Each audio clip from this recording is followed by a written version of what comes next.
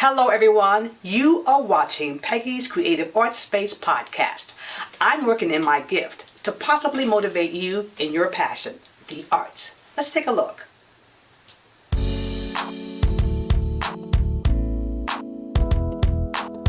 Yeah, yeah, yeah, yeah. Yeah, yeah, yeah, yeah.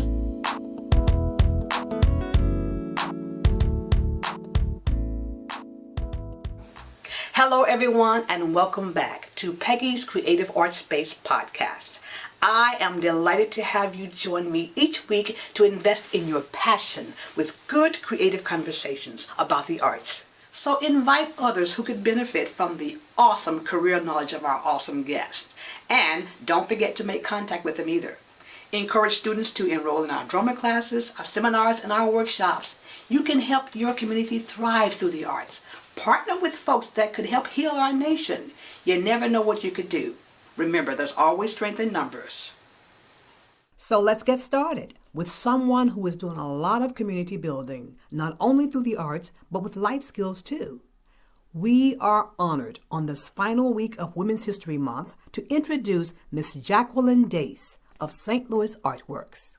Hello everyone, my name is Peggy Neely Harris, and this is Peggy's Creative Art Space podcast, your 30-minute podcast to talk about all things art. And today is still Women's History Month, so I still have some fierce women coming on until the end of the month.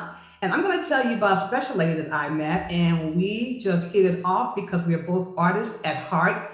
But today, I want to talk about the beautification of the city and county, the changing of the lives, and the creating therapeutic healing and cultivating entrepreneurs at the St. Louis Artworks. And let's welcome the executive director, Miss Jacqueline Dace. That is correct. Good morning. Good morning, Miss Jacqueline. I'm gonna let you take this over, but first of all, just introduce yourself slightly, and then we'll get into some questions about, oh my gosh, your degree and your career, your illustrious career in the arts, and so forth, and we'll talk about the kids, okay? So take it over, Miss Jacqueline. Sure, look forward to talking about the kids, and I am Jackie Dace. I am from the St. Louis area, born and raised in Centerville, Illinois. I am the sixth of six children. So it has been a wonderful journey that I've taken throughout my life and career. And I'm happy, so very happy to be here at St. Louis Artworks. We're located at 5959 Delmar, just in case anybody wants to come by and drop in and see what we do here, volunteer with St. Louis Artworks, and we are always welcome to support and our donations. All right. And your exact title again at the St. Louis Artwork is? I am the executive director, and I've been with St. Louis Artworks since March, the end of March of 2021. Okay. And you have approximately how many staff, administrative staff with you? St. Louis Artworks is a small and mighty staff. Right. Myself is the full-time. I have an assistant director who is also full-time. We have 3 part-time staff members, an art therapist, a program manager, and a grants manager. Now, we do hire our teaching artists for each one of the disciplines and an assistant teaching artist for our programs. We are a year-round training program working with youth age 14 to 19. Tell us, who influenced you, or how did you get into this? Well, I kind of got into it by accident, but who influenced me? My biggest influence always has been my mother. My mother was the biggest influence on my life, and she was the one, and my brothers, my older siblings, always told us that we could do and be anybody we wanted to be. My father was a laborer with Coca-Cola, worked there for 36 years. I watched him get up every morning at 5 o'clock and go to work. When he retired 36 years after being at Coca-Cola, he had not missed more than 5 days of work. 36 years? 36 years, he had not missed more than 5 days of work. So it was instilled within us. I watched it every day. My mom died when I was 11 years old, but she was always the heart and soul of our family. So I never thought I would be in the museum world. I mean, Who would have thought a little black girl from Centerville, Illinois would be working in a museum? Wow. So it happened by accident. I was actually looking for a job. I had Okay. worked previously at the Better Business Bureau, at the Adams Mark Hotel, and I was looking for a more stable employment. And I got hired at the as receptionist security officer with the Missouri Historical Society. That was back in 1992, and I left there in 2008 as curator of African American collections. So there was a trajectory of careers throughout that 16-year period.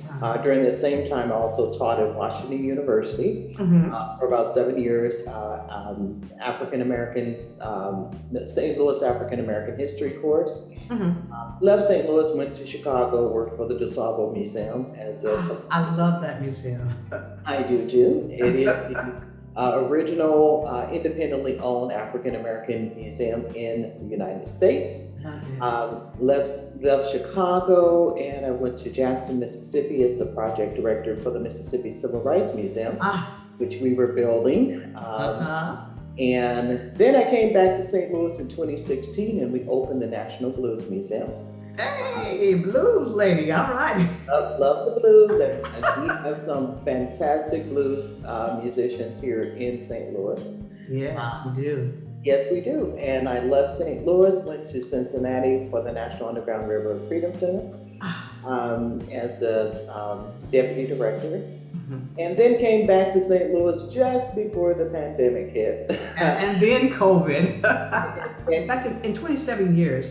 So how did the developing of such ingenious way of using teens' skills start way back then? It was actually modeled after a program out of Chicago. That was occurring, and they developed Art in the Park. It was an Art in the Park program. Several civic-minded individuals traveled to Chicago, got a sense of that program, and wanted to bring it here. And so, that they started that program, and it's been in multiple locations. At one point, it was downtown, and it was under tents. They tell me that it was, because that's how it occurred in Chicago. It was actually open air, under tents, and people were able to walk by and see the art being created. So they wanted to replicate that same concept here in St. Louis. However, I think they didn't realize the level of heat and humidity that we have downtown St. Louis. So they talk about, quite different from the Windy City, right? Quite different from the Windy City and being on, the lake. So it's a different experience. So they talk about having survived a couple of years downtown under the tents, and then trying to find different locations where the artwork could actually be performed within, within a building structure. But still, sometimes, we do murals outside. So so that continues. But introducing the arts to our young people at an early age intensively. Many of the art programs are no longer taught within the classroom. Yes. So these are the ways in which the community can step in and take that place that is no longer available within the classroom. And our program again is year-round, spring, summer, and the fall. Many of our students are repeat students, so they come back from one session to the next. Wonderful. Which I think is great. Some of them have aged out. They started with us when they were young, and they turned 19, and they're no longer eligible to be in the program. But they're going off to college or starting their own businesses. So they have a very proud crew of former apprentices. But yeah, so that's how it started. It was sort of replicating a program that started in Chicago. If you take a kid from 14 to 19 years old, where are you grabbing them from? They actually apply. It's a process. They apply online. They submit their application. We request that they have a reference. So they submit a reference. They come in for an interview. We interview them. Some of them have portfolios, art portfolios. They show us the types of artwork that they've been in. Oh. We talk to them about leadership skills. We talk to them about working within teams. We talk to them about how they develop and how they foster. So it's an actual interview that they go through a process before they are actually hired. And so in regards to whether or not all of them have artistic skills, not necessarily. Some of them have an interest in the arts and want to know more. That's why we started the Art Basic 101 class. So we can begin to, plant those seeds that they already have within them and see how far they can grow. And so we started that in the fall of 2020. And we're going to try to keep the Art Basic 101 as a continuing class because we get commission work, and some of the commission projects that we receive, we do have to have students that have those artistic skills. And see the work that is on my wall behind me, everything that was created here is created by our young people. Everything on my wall is arts that was created by our youth. And so they, many of them are phenomenal artists already. They just need to learn how the technical skills. Yes. They also, again, this is a job training program. So they need to learn that you're expected to be here on time. You're expected to stay here for the duration of the time that you're supposed to be here. You are only allowed to have 3 days that are unapproved absences. Otherwise, you're no longer in the program. We have disciplinary actions, verbal, written, and unfortunately, sometimes termination. So it's an actual job. It is an actual job that they go through. And we also offer life skill training. We bring in mentors to talk to the kids about different opportunities, career opportunities. And in addition to that, we offer art therapy because some of our youth, you ask where they're from. Many of our youth are from disadvantaged neighborhoods, our communities that have been underserved, that haven't received those resources, that don't have that access, don't have that opportunity, and they don't have anybody that they really feel comfortable talking to. We provided our therapists. We also want people to know that it's okay to talk to a therapist. Yes, it is. In our community, sometimes we I'll steer away from that. Yeah, we discount that, but we all need therapy sometime or another. Yes, we do. Yes, we do. Some of us get it from our sister friends. Some of us get it from our siblings. But we actually have an art therapist on staff to work one-on-one with the youth and also to do group therapy. Awesome. So we provide that as well to our young people. And they get paid, is that right? Like a little stipend, or how does that work? There is a stipend that our youth receive, so they are paid through St. Louis Artworks. In the summer, and I really want this to come across because we're looking for youth to apply for St. Louis Youth Jobs. Because if you qualify through St. Louis Youth Jobs and you're 16 to 18 years old, you're able to receive $12 an hour. Because you can qualify through St. Louis Youth Jobs and let them know that you want to work with St. Louis Artworks because we're registered with St. Louis Youth Jobs. So they would get paid through St. Louis Youth Jobs and then they can come work here at St. Louis Artworks. Okay, so you have like a little channel for them to get right into your organization. Right, because our stipend, we're able to offer a $6 an hour stipend to all of our youth.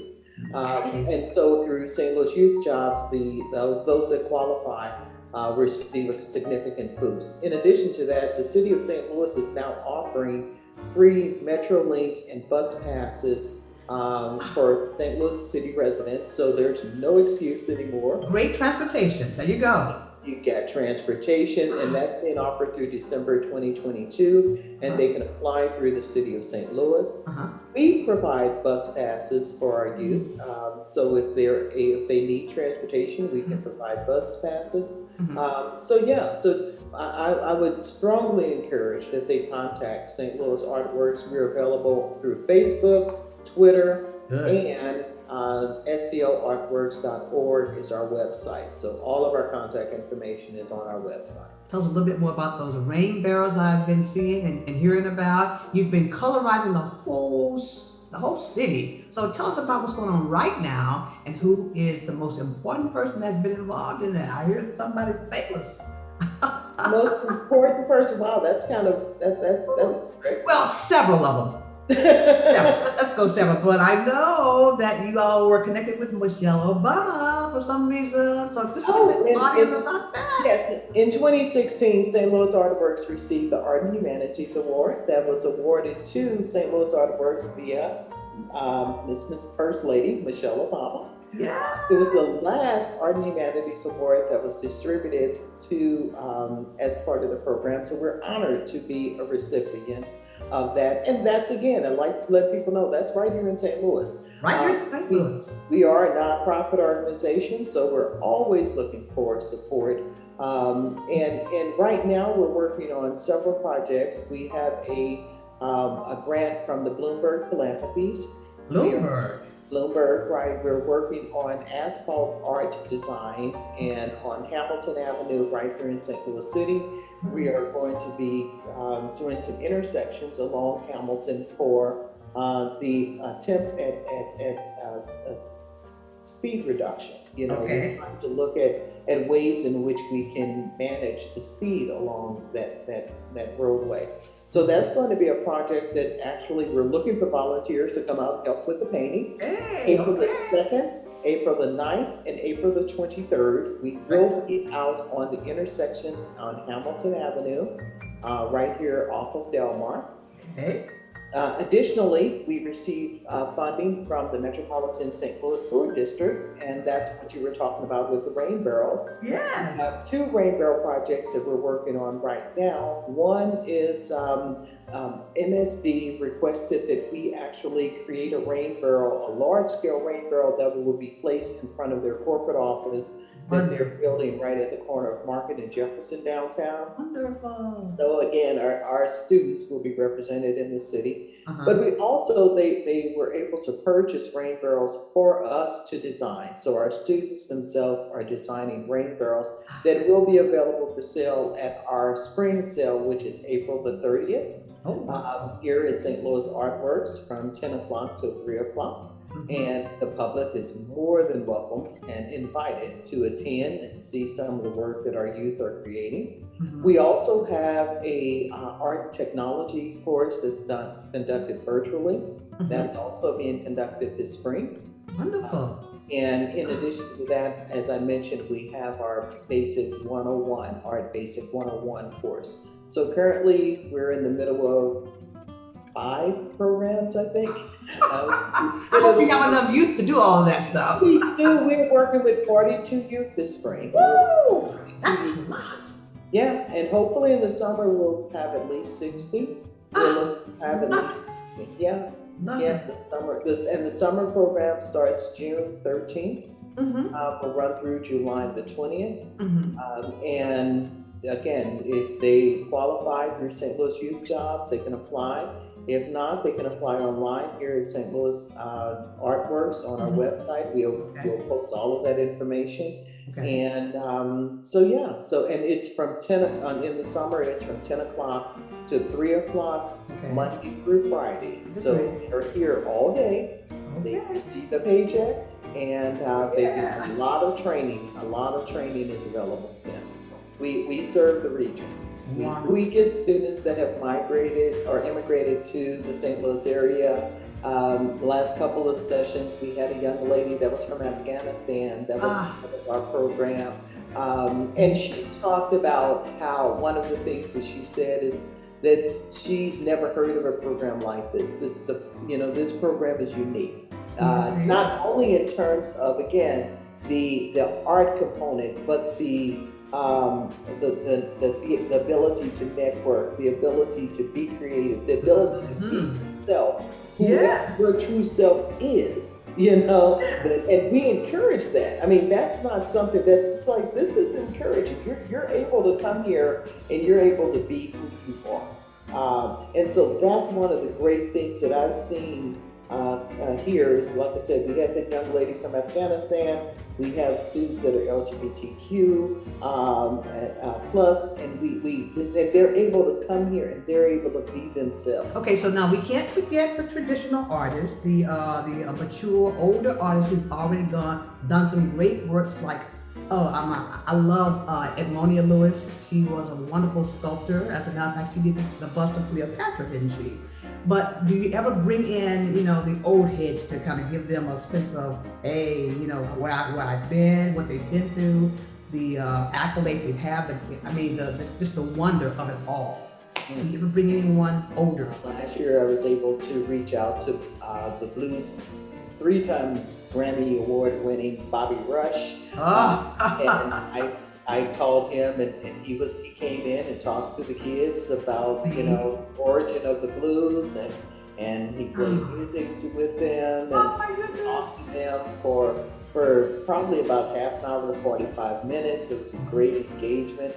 I'm also on the board of the Association of African American Museums, which is a national organization, and so we've been able to connect with some of the curators and designers throughout the nation that will be bringing in for networking and mentorship for our youth.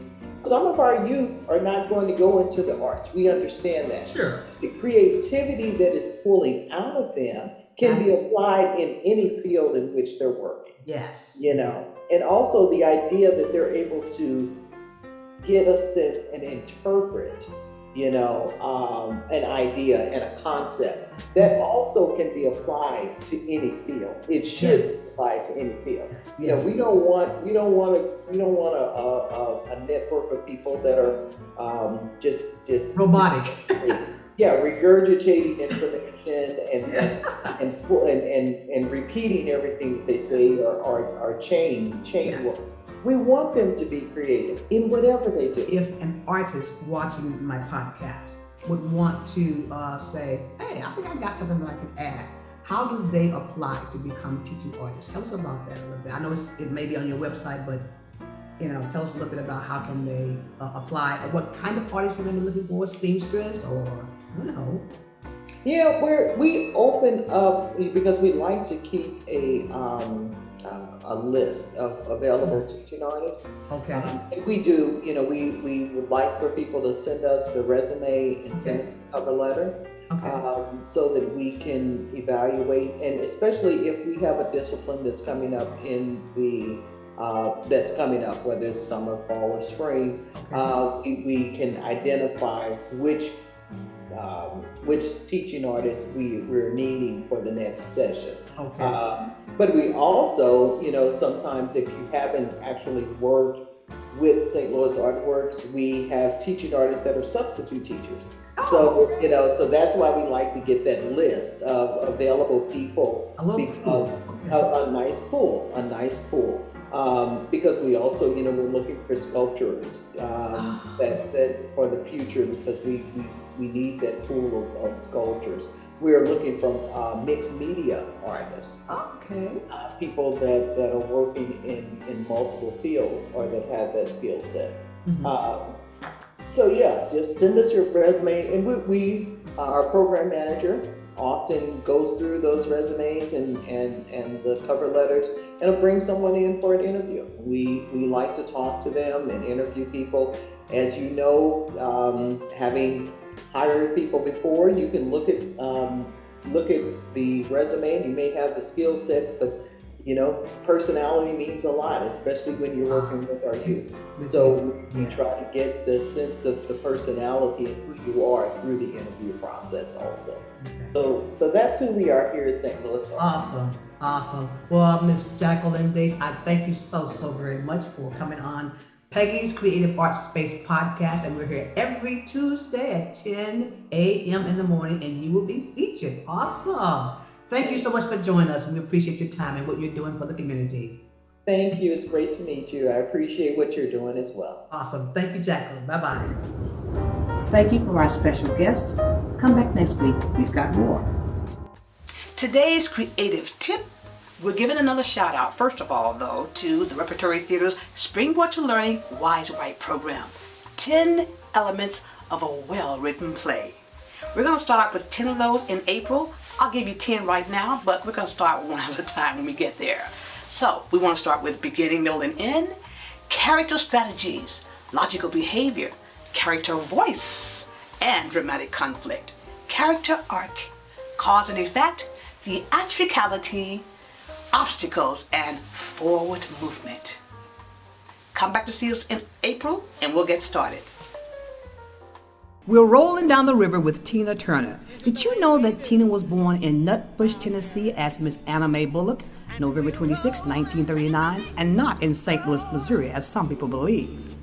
She has sold over 100 million records, becoming the biggest and the best-selling recording artist of all times. Her career actually began in 1958 when she appeared on stage as Little Ann. And number 4, Ike Turner, her then husband, became abusive after she asked him not to change her name. And number 5, she attempted suicide due to the years of abuse from Ike Turner. And number 6, she won 4 Grammys for What's Love Got to Do with It. 7, she has been an action movie star for Beyond the Thunderdome in 1985. 8, Angela Bassett portrayed her in a movie biopic in 1993. 9, in 2008, her tour was one of the biggest selling tours of all times too, simply called Tina. And number 10, 2013, she had a stroke, which means that she had to learn how to walk all over again. But the hair, the strut, and the voice could have only belonged to one woman. We salute you, Miss Tina Turner. You are simply the best. Today's parting thought. You know, I love this wonderful quote by Nina Simone. She said that at this crucial time in our lives, when everything is so desperate, when every day is a matter of survival, I don't think you can help but get involved. Like I said before, there is no one artist who has a monopoly on the arts. There is something that each artist can do creatively to help the world. Hey guys, we are taking a break from Peggy's Creative Art Space podcast, but just for a couple of weeks. We are getting ready for some acting workshops and they are going to be fun for this spring. So if you know of some children and teens who could take advantage of these workshops, please have them give us a call. We are at New Awakening UMC Church, our host location, at 314-385-3000. Again, that's New Awakening UMC Church at 314-385-3000, our host facility. And then we'll see you right back here at 10 a.m. on April 19th. So don't go too far. Special thanks to Good Shepherd Art Center, New Awakening UMC Church, My J's Creatives, IH Productions. If you or someone you know would like to advertise or simply have your logo displayed on our podcast, give us a call at 314-521-6388. Now I heard of a way of living. You'll be blessed simply by giving. If it comes straight from the heart, blessed assured, then you know you have done your part. Given good measure, shaken together, surely running over. Love opens up and makes more room. Watch the blessings come right back to you. Say yeah, yeah, yeah. Yeah, yeah, yeah. Say yeah, yeah.